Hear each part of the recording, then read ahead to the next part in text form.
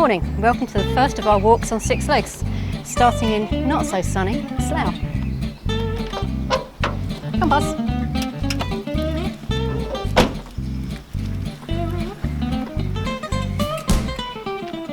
The Slough Canal Route covers approximately 8.5 miles of flat and mostly easy terrain, much of which is off-road. A detour for refreshments will add around half a mile. The Chestnut pub, St Mary's Road, Langley, makes a good start point for the walk, and I've parked on the other side of the green opposite. Face the pub and turn right, and then turn immediately right again down Mary's side. Keep going until you reach the pedestrian footbridge across the railway. And this is the point we say goodbye to the roads for the next 5 or 6 miles. Come Buzz. This is the main line to Paddington, and once we're across the bridge, we turn right and drop down onto the Slough leg of the Grand Union Canal. The first part of the walk follows the canal for approximately 3 miles. The Slough arm of the canal was finished in 1882 to service the brickmaking industry. It finished operating commercially in the 1960s, but after being saved by locals, was reopened to the public in the 1970s. It may not be the prettiest or quietest stretch of canal. Industry is still very much present, but I'm very glad it's here.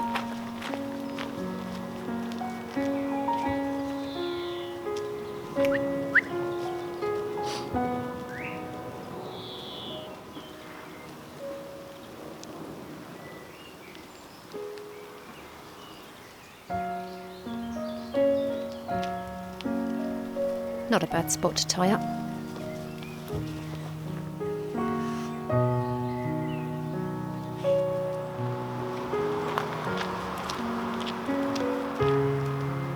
Passing onto the first bridge brings us to the beginning of residential moorings and a working boatyard. We've arrived at possibly the prettiest time of day, and luckily the weather lets up long enough to let us take advantage of it.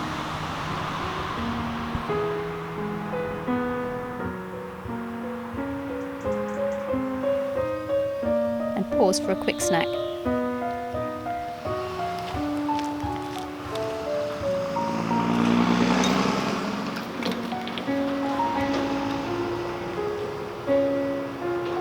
Ducking under the second bridge, we leave the boats behind and begin a long stretch of relative isolation. It's the stretch of canal where you're least likely to meet anybody.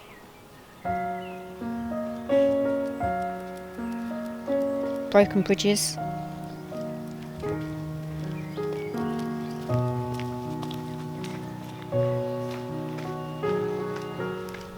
a working gravel pit by the footbridge to Ivor,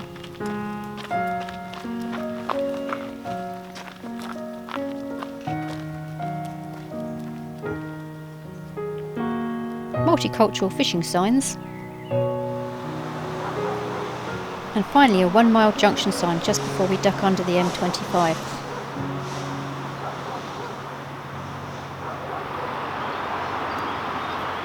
And this is the point where we make our way inside the M25, which also means pretty soon we'll be off this canal. Come Buzz!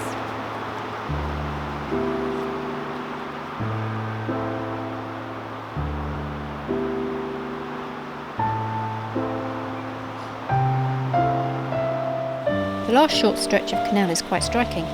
We pass 2 aqueducts across the rivers Colnbrook and Cole, and if you keep going as far as the canal junction, we would also go over the Fray.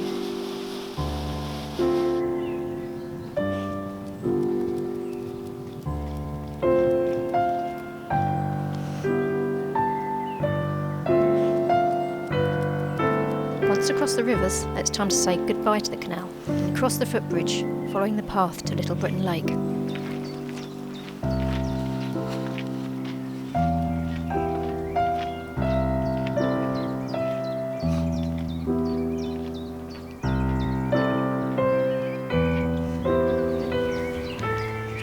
And this brings us out, finally, to Little Britain Lake, a very well kept secret in Cowley. The next part of our walk is going to take us back home, heading along beside the River Colne, back towards Langley Park. But first, we're going to have a quick stop at the pub. Follow the road out and you'll find the first of our 2 possible lunch stops, the Waterside Bar, Packet Boat Lane on the Grand Union Canal. There and back, like the second lunch stop, is a detour of around half a mile. The kitchen doesn't open all day, so you'll need to hit lunchtime if you want to eat. The name Little Britain first appeared in 1819 and is said to come from the shape of the parcel of land bordered by the rivers Colne, Frey and the Slough leg of the Grand Union Canal.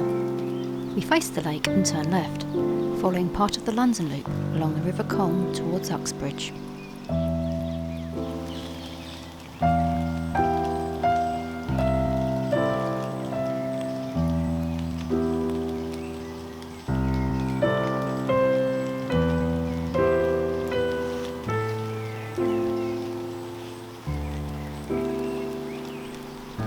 Even in poor weather, it's a pretty stretch of river, if a little overgrown in places.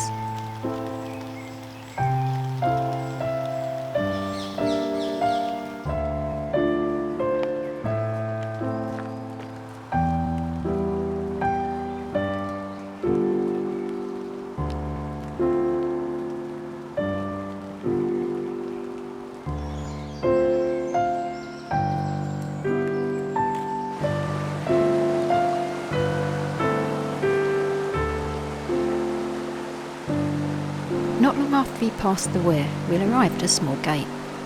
This is the point we leave the river and start heading home across country towards Langley Park. Bye bye River Colne. Alternatively, follow the river a little further until you arrive at the road bridge. Cross the river and you'll find our second pub stop, the Malt Shovel, a 19th century pub on the Grand Union Canal at Cowley Lock.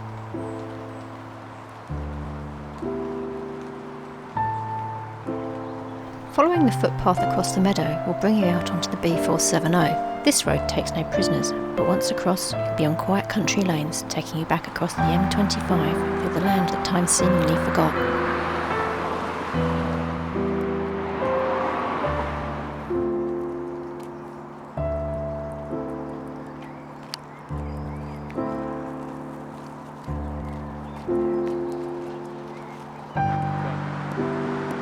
You may be noticing a slight deterioration in the weather.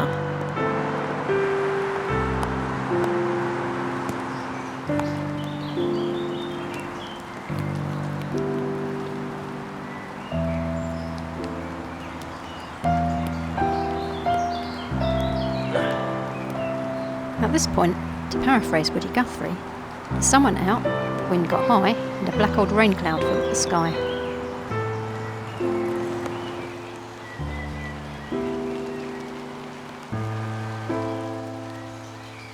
Which pretty much put paid to our filming.